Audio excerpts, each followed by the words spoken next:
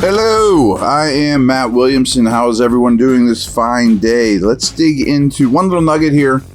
Just read today, and this doesn't surprise me, but it's mind-blowing. The Steelers' defense has been on the field for 70 more plays than the Steelers' offense. That's like a full football game. It's going to wear down. You know, you can't live that way. Anyway, let's talk about the Steeler offense against Packer D.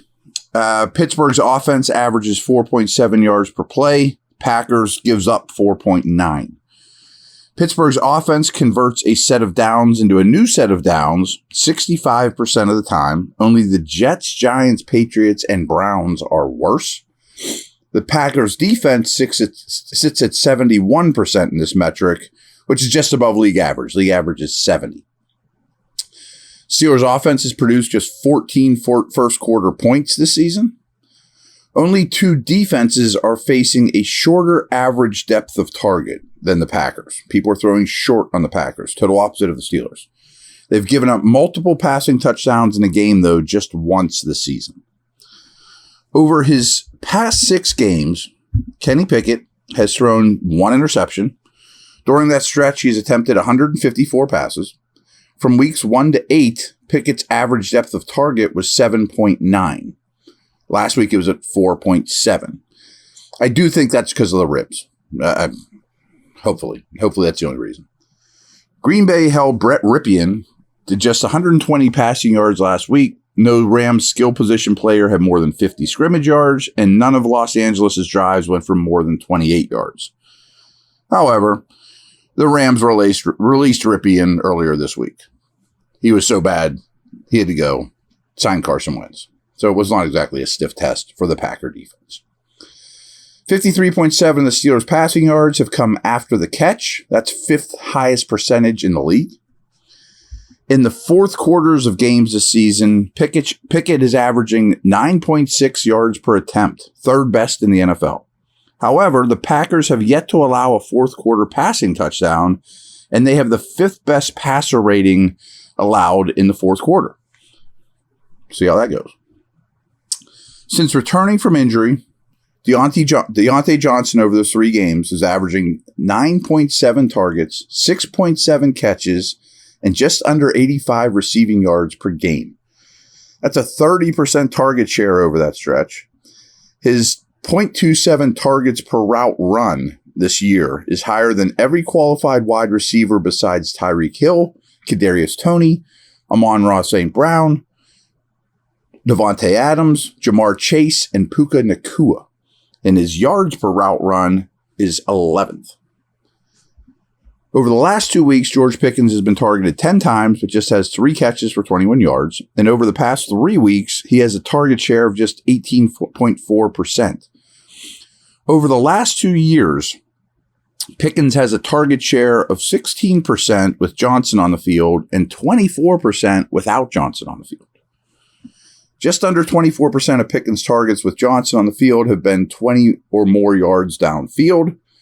Without Johnson on the field, that percentage falls to 16%. The Packers are allowing a league worst 64.7 catch rate on throws 20 yards past the line of scrimmage. So they've been really bad defending the deep ball. Maybe this is a Pickens time. Who knows? How about this with Allen Robinson? I've been pretty hard on Allen Robinson this week, but he hasn't cleared 30 yards or scored a touchdown since week 1. Ooh, let that settle in while I go take a sip here, and I'll be back in a moment.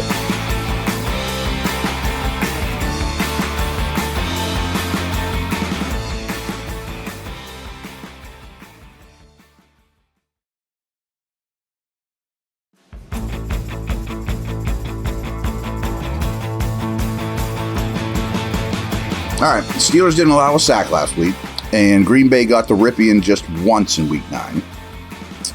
The Packers blitz at the 5th highest rate and generate pressure, though, at the 6th highest rate. Pittsburgh's offense is using play action just under 14% of their dropbacks. Only 2 offenses use it less. That makes me crazy. Harris has handled 60% or more of the backfield touches just twice this year. Warren has 3 or more receptions in 7 out of 8 games this season. Harris has at least 55 yards from scrimmage. in all 3 games since the Steeler bye. The combination of Harris and Warren have accounted for 645 of the Steelers' 724 rushing yards. Inside the red zone, Harris has outsnapped Warren 28-13 and has outtouched him 11-5. In goal-to-go situations, Harris has 8 touches compared to 1 for Warren. Rams rushed for just 68 yards last week against Green Bay. Again, deficient offense. Pickett has scrambled on just 2.4% of his design dropbacks, so pass plays. Of qualifying quarterbacks, the only ones running less often on design pass plays are Kirk Cousins, Jared Goff, Derek Carr. Pure pocket passers with age that don't run. That's not who Kenny is. 2 defenses are seeing a higher percentage of rushing attempts than Green Bay's, so this is a run funnel. The last 2 weeks they faced a pass funnel defense. The Steelers' offense averaged 5.4 yards per play on first downs last week. That was humongous. Based off of EPA, though, the Colts, Titans, and Cardinals are the only offenses that have faced a more difficult slate of defenses, though, than the Steelers. That's important. I mean, they faced a brutal stretch of defenses. Last thing I got for you, Steelers have punted on 49% of their drives. That's the highest percentage in the NFL. League average is 36.7%, and they're at 49. Yuck. All right, folks. I'll be back tomorrow. Over and out.